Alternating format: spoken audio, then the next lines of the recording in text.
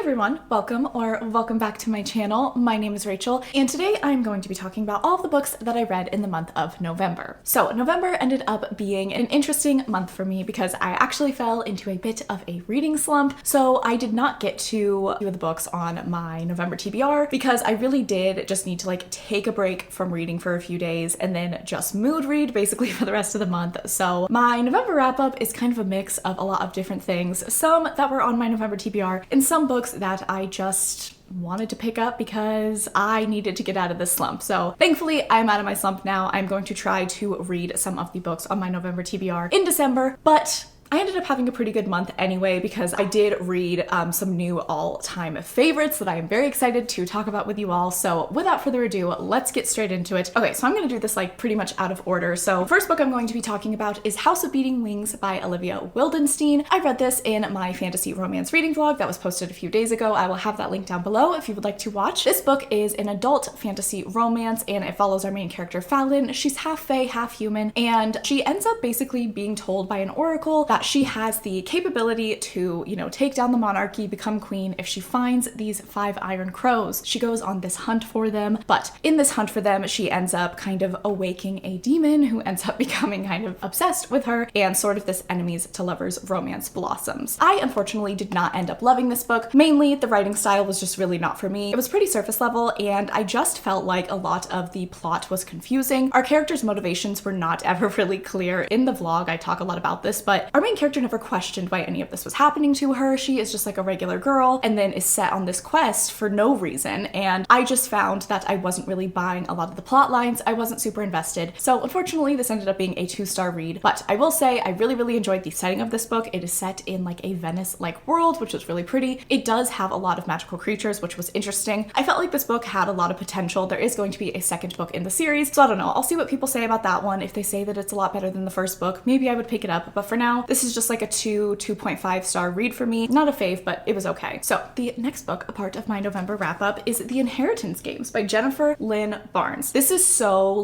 not a book that I would usually read. I bought this a while ago with the idea of I'll read that one day because I do see a lot of people talk about this book, but truly it was not on my radar. But I have to say, this book got me out of my reading slump. Now, that doesn't mean that I loved it or anything. I did end up rating this book 3 stars, I think, but it got me out of my reading slump, so I kind of owe it my life. This book, if you don't know, it's like a YA mystery thriller. It has a very similar premise to the movie Knives Out. Our main character is, I think she's 17 years old, and she has struggled a lot through her life until one day she finds out that this billionaire that she has never met left most of his fortune to her. She goes to the will reading, and his whole family is totally shocked by this and wants to know what her connection to him was. So in order to figure out why our main character was left all of this money by this supposed stranger, she and a lot of the grandsons of this billionaire set out on this kind of puzzle treasure hunt sort of thing that their grandfather left for them in order to get answers on why he left his fortune to our main character. This book was very fun, I will say. I was rolling my eyes quite a bit. It's pretty cheesy, it's pretty convenient, some of the plot twists, but you know what? It got me out of my reading slump. I think when I was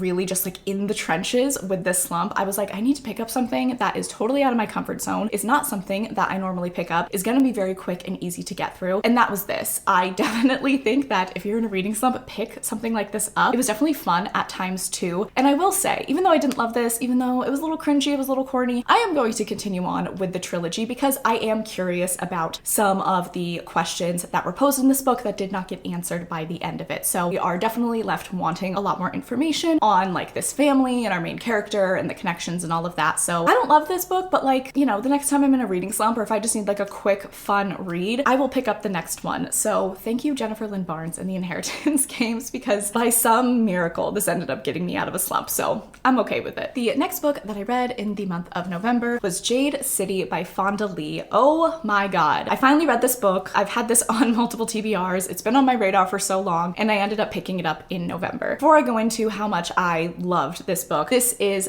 the first book in the Greenbone saga. It's an adult adult fantasy series, and it basically follows a world where jade is the power source, the magic source, very, very important, and these families kind of war over the control over it and the power over it. This book definitely has, like, you know, people say there's like Godfather vibes to this book, and I would definitely agree. There is a lot of political intrigue. There's an interesting sort of, you know, magic system. There is really, really intriguing like family drama and like family situations going on, and it was an absolutely incredible book. I did not know kind of what I was going to think. I had obviously heard very, very good things about this, but you just never know how a book is going to hit you, and this book hit me so good. I love this book to death. It is definitely one of my favorite adult fantasies I have ever read. I'm very excited to continue on with the trilogy. I will be doing so next year, but this book seriously blew me away. The writing style is fantastic. I also listened to the audiobook while I read this, which I definitely recommend. The audiobook narrator is so wonderful and really brought the characters to life. The characters in this book, Fonda Lee did a great job at, you know, keeping an intriguing plot and an intriguing world, but also kind of having this character-driven story happening. We switched POVs a lot. I have so much love for these characters,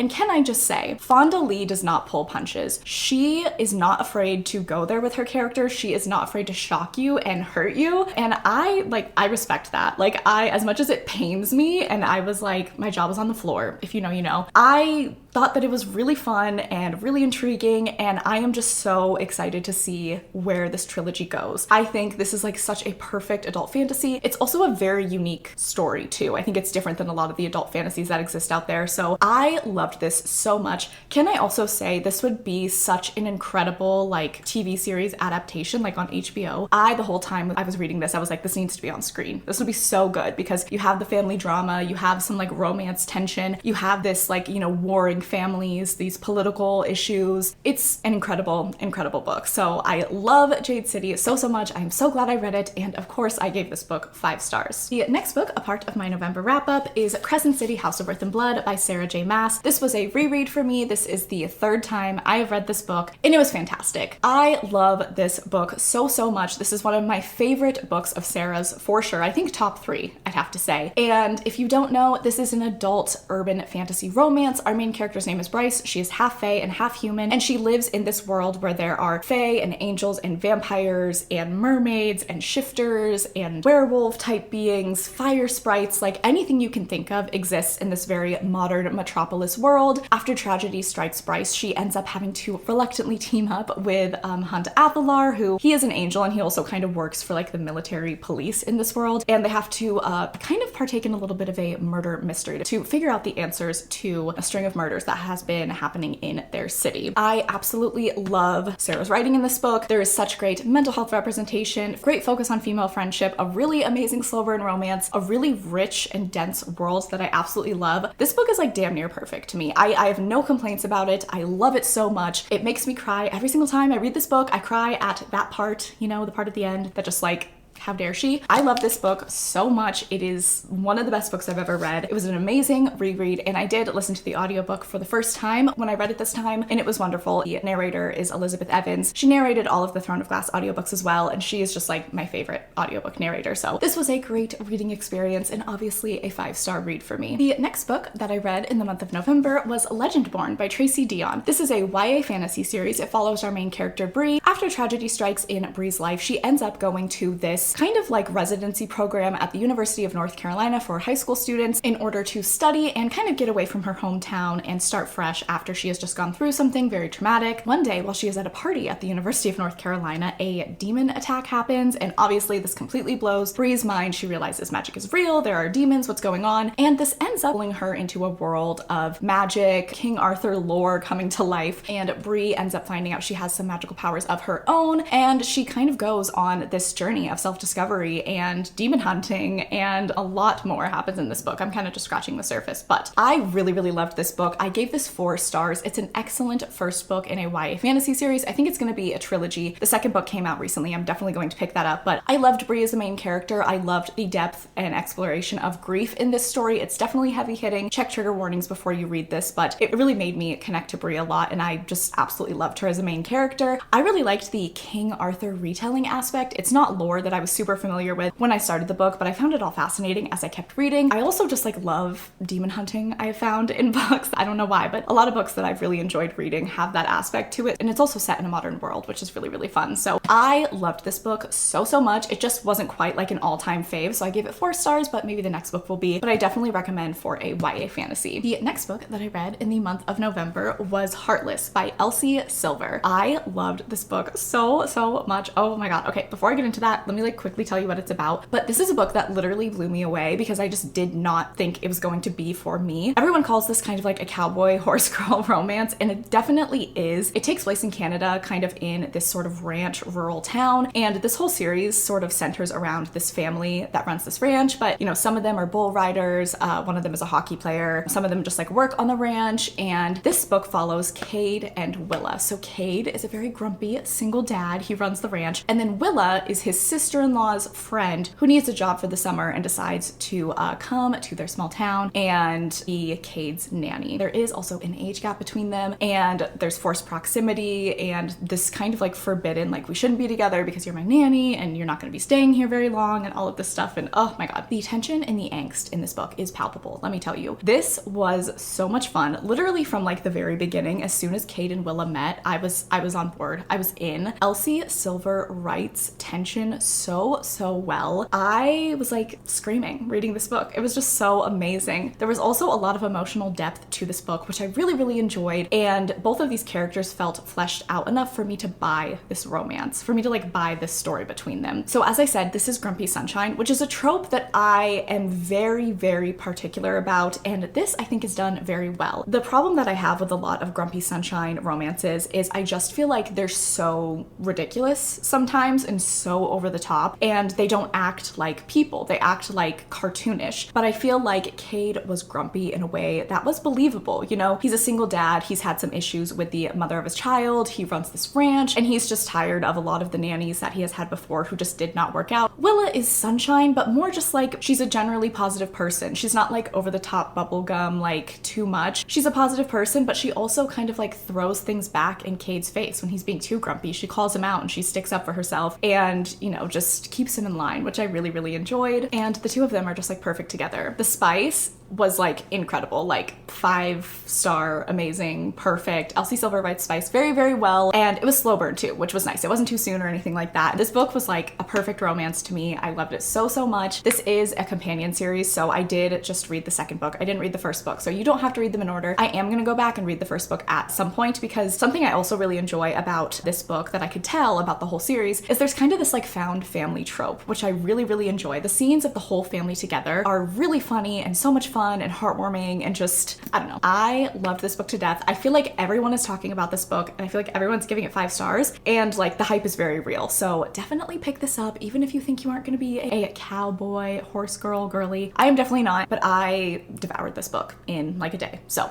love this book so much, obviously 5 stars. Okay, so now we are getting to my favorite part of this wrap up, because I have 3 books by the same author to talk about and to shove down your throats. So first of all, 2 books that I read in November and I ended up finishing a trilogy is Children of Fallen Gods and Mother of Death and Dawn, which are books 2 and 3 of the War of Lost Hearts trilogy. The first book being Daughter of No Worlds. The Daughter of No Worlds trilogy as a whole is an adult fantasy romance series. Our main character, she was enslaved for most of her life. She escapes slavery, goes off to the magical orders, and wants to hone her power, become a better magic wielder, and go back and save the rest of her friends and family who are still enslaved. Along the way, though, she uncovers just like a lot of crazy things that these magical orders have been doing, and there's a war brewing, because of course there is, and like just so much kind of kicks off once Tasana starts working with the magical orders. She also ends up getting trained by this very grumpy, reluctant, kind of anarchist former order member named Max, and the two of them have a wonderful slow burn, very slow burn, I'm warning you, it's a very slow burn, romance. So I read Daughter of No Worlds last month, I believe in, was it October? Yeah, oh my god, okay, yeah, I read that in October, and then I was like, you know what, I need to finish this trilogy. I'm not gonna wait, I'm not going to space them out too much, I want to see what happens. So I read Children of Fallen Gods. I actually read Children of Fallen Gods on Halloween, but I had already filmed my October wrap up, so I'm adding it to this one, so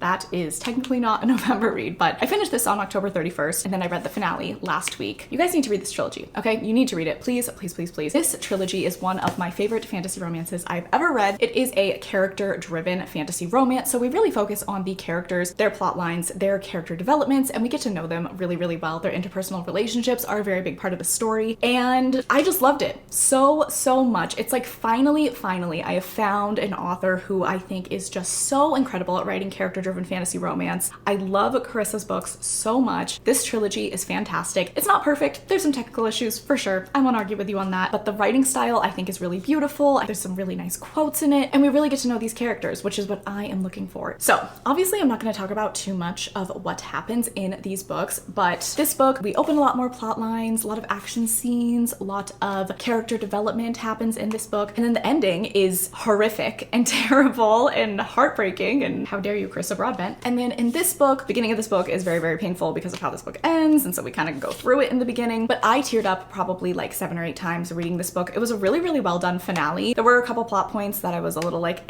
about in this book, but as far as the characters go, very well done character arcs in this trilogy. The romance is fantastic. Max and Dasana are everything. I would die for them. It had a really emotionally gratifying ending. So please read the War of Lost Hearts trilogy. I know I talk about it all the time, but like, it's a really, really fantastic trilogy. If you are a fan of Throne of Glass, From Blood and Ash, it's not like those series, I would say. It does have like a couple similarities to Throne of Glass, but don't think going in that it's gonna be like Throne of Glass. But if you like adult fantasy romance in general, you will like Carissa's books. I truly believe it. She is like amazing. Behind SJM, she is my favorite fantasy romance author now. So please read this trilogy. It is on Kindle Unlimited, or you can get these beautiful physical books online as well. I gave this book a 4-star. I almost gave it 4.5. I loved it, but like it just didn't give me the 5-star feeling that the first book gave me. This book though, this was a 5-star read. So good. Such a like wonderful ending. Even though it was painful, even though I cried a lot, I would give the whole trilogy like a 4.5 rating. Definitely recommend. Okay, and then my favorite book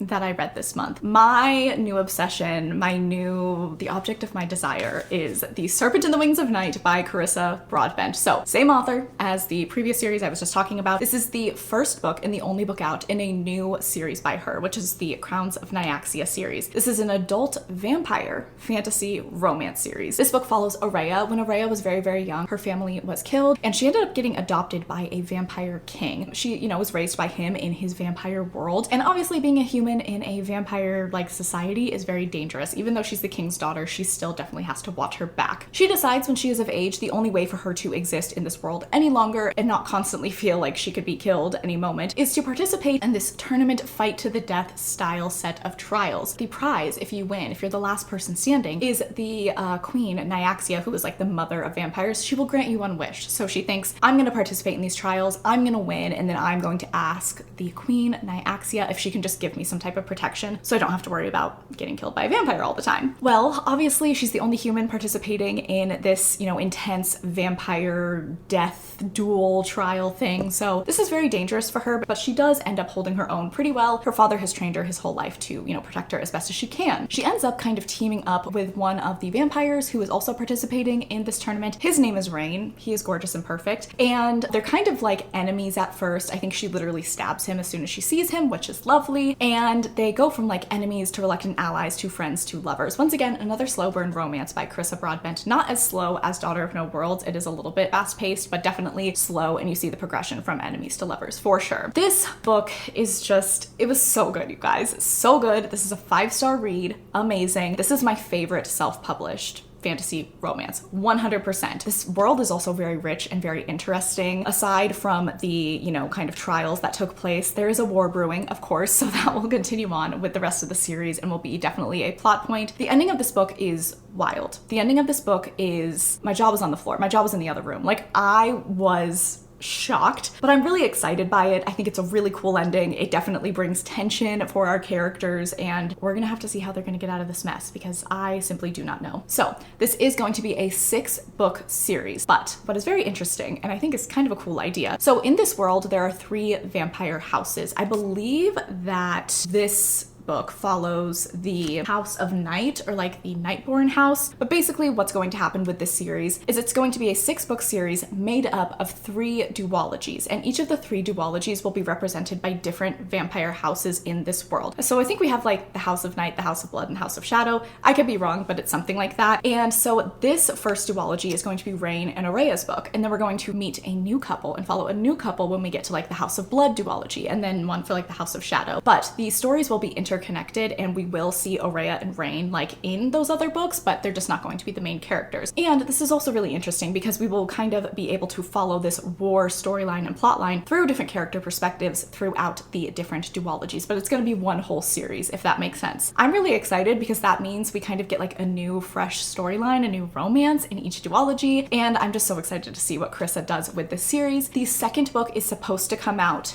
in March. I don't know if that is still for sure happening, but it does say March 15th on Goodreads, and I need it to come out in March because this ending was so wild. This is seriously one of my favorite books that I read this year. It's so good. It's so well done. You should pick it up if you like fantasy romance. Definitely like just the highlight of my month for sure. So I was going to end on that book, but then I realized I forgot a book, and so I will be kind of ending on a bit of a dud. The very last book that I read in November was A Lust for Blood by Casey Smith. This is a Kindle Unlimited fantasy romance. It has a really cool premise, I will say. So our main character, she's kind of like the anti-hero, a bit of a villain, and she has a curse set on her that basically makes her have this bloodlust, and she kills everyone around her and causes destruction. She ends up sort of locking herself away in this forbidden forest in order to keep herself at bay and protect humans because she doesn't really have any other resolution. And then comes along a demon hunter who has heard about this ravaging, I think they call her like the white demon, who has caused all this chaos, and he sets off to go and try to hunt her down. Obviously their paths crossed, and it's a bit of hidden identity at first, and they start to fall for each other in an enemies to lovers romance. I honestly just did not really love this book. I ended up giving this book 2 stars, unfortunately. I really did not like the execution of the plot. I think like the plot itself is very cool. It's an interesting idea. I was really excited about it. I don't think that it was executed in a very good way. There were a lot of convenient sort of plot things, which doesn't bother me too much if all the other elements are working, but I also really did not like the kind of storytelling with this book. My biggest issue was we would just have these really long monologues of people explaining, you know, the magic system, lore, history, all of these things, and I just felt like it really took me out of the story. I don't feel like we got to spend a lot of times with the characters in present day and them just like going through, you know, whatever was happening with the plot. It was a lot of flashback memories and then a lot of these long explanations of things to kind of keep the plot moving, but it just didn't make for a very interesting story. So I unfortunately gave this book